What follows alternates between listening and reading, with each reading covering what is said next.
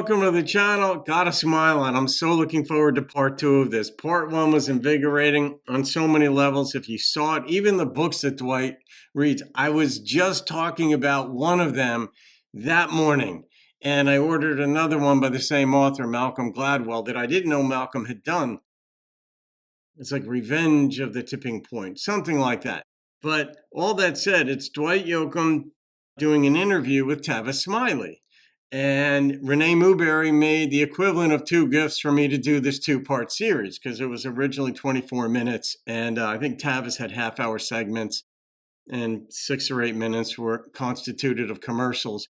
But I said that Dwight's a philosopher. I've said that many, many times on here. And people think of philosophers as these like removed, distant, fist under the chin type guys. But that's not it. It's thinkers. Curiosity is always there, trying to make connections and, between esoteric dynamics in life and just sort of weaving them together. And that's what Malcolm Gladwell does. So it makes sense that when I heard him talking about outliers and Appalachia and how the different folks, the experiments that were conducted, I think the experiment that was being cited in the book, it might have been a Kahneman and Tversky research project, if you will, that Gladwell was referencing in the book or describing in the book that Dwight was talking about. Anyway, this is good stuff. I don't know when this was done. Renee, Tavis went off the air. I was kind of bummed, but I think he went off the air like 15 years ago. I'm not sure. My sense of time isn't what it used to be. All right, so here we go. Here's part 2 of Dwight. That was there, and it was clearly in me and was never going to leave. So when I came to California, Appalachia. there was. What if you didn't see segment 1 or forgot this or part 1? He was just talking. Tavis had asked him, how did you get into the California sound? He didn't say Bakersfield, but Dwight's talking about his influences, and he was talking about having grown up, born in Kentucky, then they moved to Ohio, then he went to Nashville, then he said he grew up as a man and artist in LA, but it was in his DNA what he grew up with, the mountain music, and that stayed with him. That's what he's describing here. An affinity that I had to 2 or 3 generations earlier, the Grapes of Wrath kind of migration, that the Steinbeck like Okies and Arkies and Texans that were blown out of the Midwest, out of the Central Plains to California, and they were really ostracized. Buck Owens as a friend and he used to have a chip on his shoulder, and after he died, I read something he said, and what he told me one time was about the shame he felt about his family being so poor that they had 1 toothbrush and they were passing it back and forth. And he said, I looked at that and I swore I'd never be this poor ever again in my life. Because somebody was asking him what drove him to be a successful businessman. And so, we're shaped by all those disparate elements in our lives, in the lives of people around us. I got here and I started listening at the Palomino was a famous nightclub, world famous country nightclub, started in the early 50s and lasted through the early 90s. And everybody from Hank Williams Sr. had actually stopped there and played, like in 51, 52, Willie Nelson, Linda Ronstadt. Tommy Thomason owned it, told me one night, he looked at me, and we'd just signed with Warner Brothers, and we had a line. I was really proud for him and that I was able to pull into that nightclub all these people.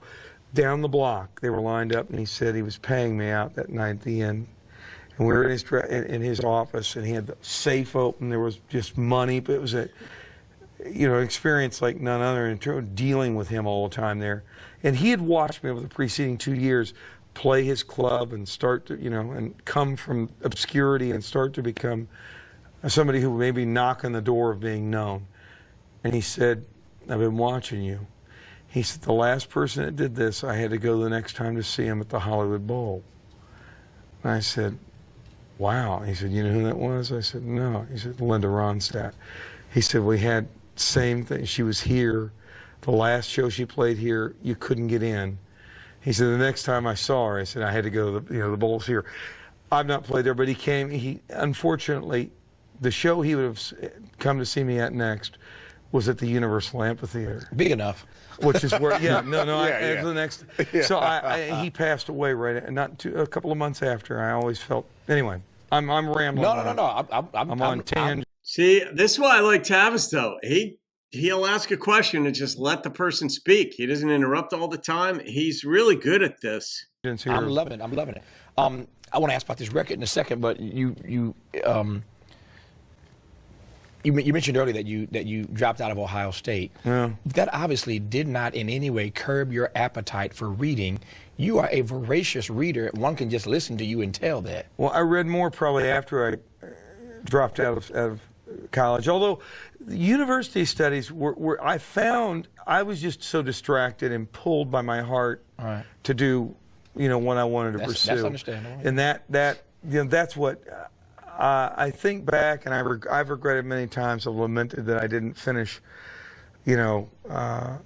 academic, studying. I love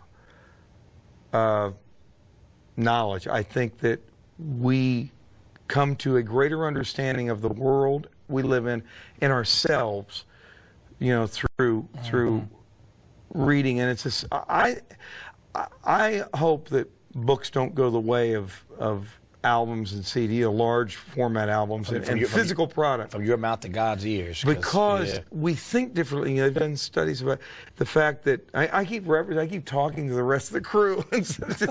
Sorry, it's kind of weird that I keep looking or pointing to people in the shadows. But we go into a different alpha rhythm when we pick up something and literally read it. Mm-hmm. My parents were not affluent people.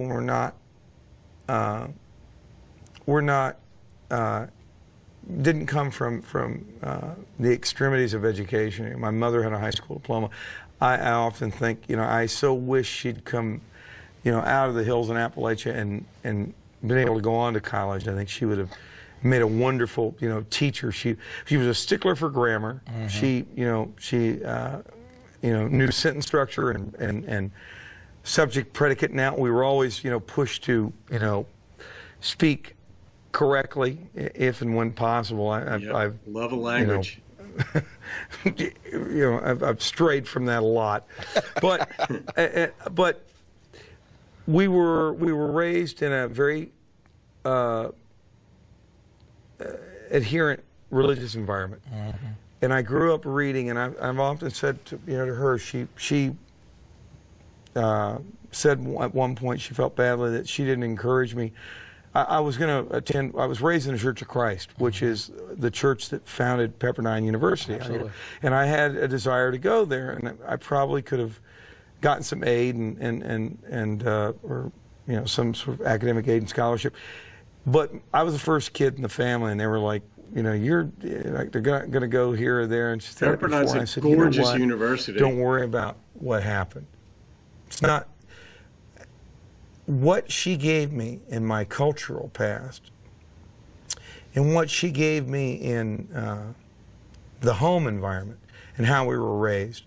We didn't read the classics, and we weren't taught the classics, but I was taught to read the King James Version of the Bible. Yeah. And that's an interesting read, not just because of the theology of it, but because of the sentence, the pentameter of, the language, mm-hmm. literally. James was the monarch who followed Elizabeth. So Elizabethan English gave us Shakespeare. King James gave us the New Testament, the Bible, the world, the English language could read. So it's an interesting, I'm half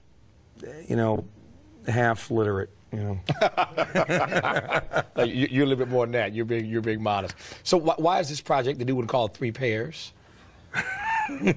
Because the word in the song is actually the word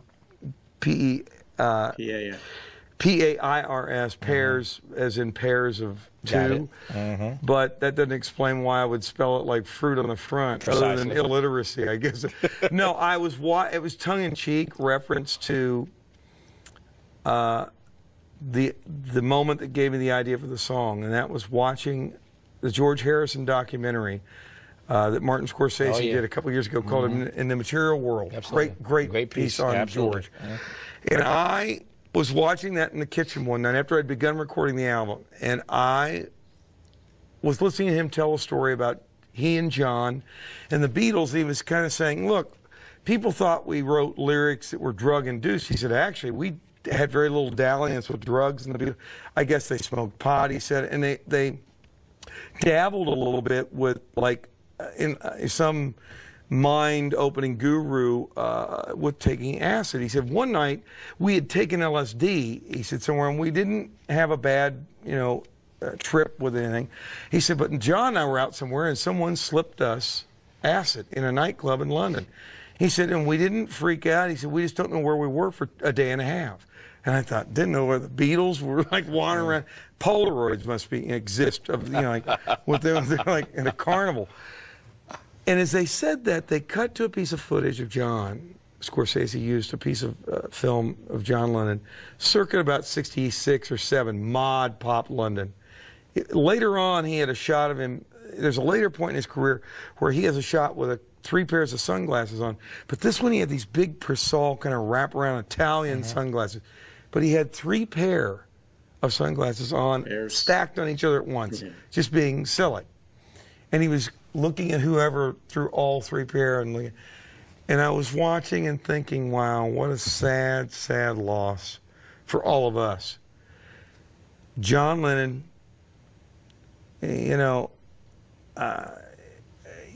40 years old. I remember when he died, I was working in a cowboy bar out in the valley in 1980, and Delaney Bramlett, the great, arranger and singer, and Bonnie and Delaney and Bonnie, and he came in and was really broken up. And I was upset, but I was probably 26 or 7 when it happened. And I thought, wow, or maybe 24. I think, but John, he was 40 years old. That night in the kitchen, looked up and thought 40 years old from the other vantage point, the other side of 40. Yep. And wow, went, he was so young. And what we lost. And I thought, when I saw it, I looked up and he was laughing, and I thought, yeah, 3 pairs of glasses, huh, John? I went, 3 pairs of glasses, and I got up and started writing what became a title track. So the word P-E-A-R-S, pears, like the fruit, was really a tongue-in-cheek reference to John, the Beatles, kind of. It never ceases to amaze me. I've talked to countless artists on this program over the years, and it never ceases to amaze me where the inspiration for certain songs you never know come from. It's just I've amazing. said that. Very non sequitur, the inspiration, and songs are their own Life entity to me. I try to listen to hear them over my shoulder somewhere.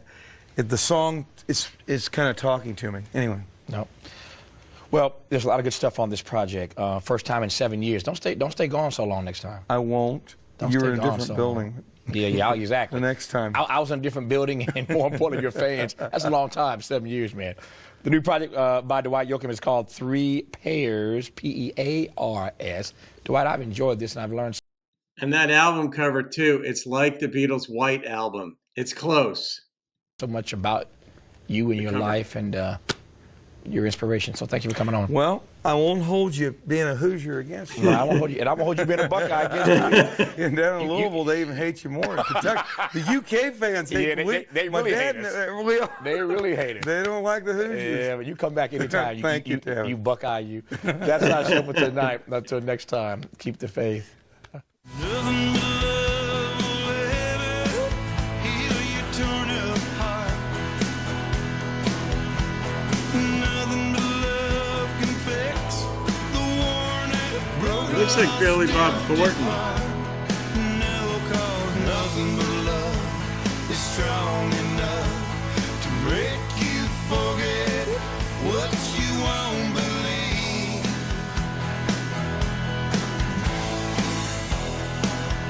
I like the song. If nothing but love was all there was, and nothing but love was there for you and me.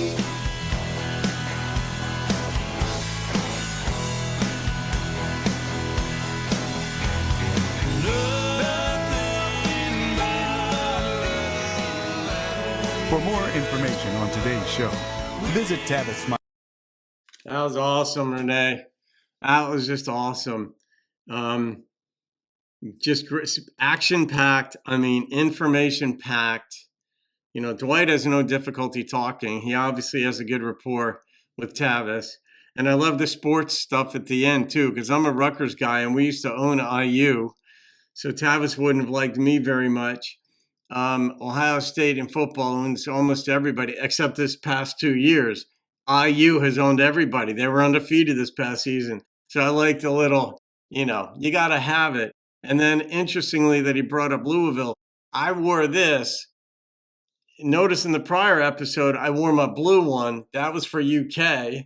And then I wore this, and this was for the Cards because I didn't know who he rooted for. I still don't. I don't. Pikeville, I mean, I'm not even sure where in the state it is. I'm sure I looked it up, but they could be UK. They could be Louisville. I'm not sure. Rutgers used to be in the, it was the Big East, and Louisville was in it. South Florida was in it. Cincinnati was in it, and so on. But it was a blast. But this interview I'm referring to was an absolute delight, and just hearing his inspirations and all that stuff. So, and I'm glad to see I've been confirmed and affirmed because I said he was a philosopher a long time ago. I said that, and it wasn't when I was doing documentaries necessarily. It might have been when I saw him on Whoopi. That was my first indication. It was obvious, you know, when you hear the way somebody formulates their thoughts, and Tavis either alluded to this or stated it directly. When you see how somebody sort of parses the English language looking for the right word, or just flows with these combinations of word that you don't ordinarily hear in, you know, in combination with each other, you're like, oh no, this person is thinking on a deeper, different wavelength, is comfortable with language. That's key. Like when you start with the linguistic, you know, at the linguistic level, that breeds greater intellect. It doesn't mean you're going to make good choices in life, because that's a different thing altogether. But Dwight managed to remain completely amiable, affable, through all his successes and such. So, Renee, thank you, thank you, thank you. You know why I'm wearing this hat too, right? All right, guys, hope you enjoyed that. Have a great day. See you in another video, and keep rocking the country. What she gave me in my cultural past and what she gave me in the home environment and how we were raised. We didn't read the classics, and we weren't taught the classics, but I was taught to read the King James Version of the Bible, and that's an interesting read.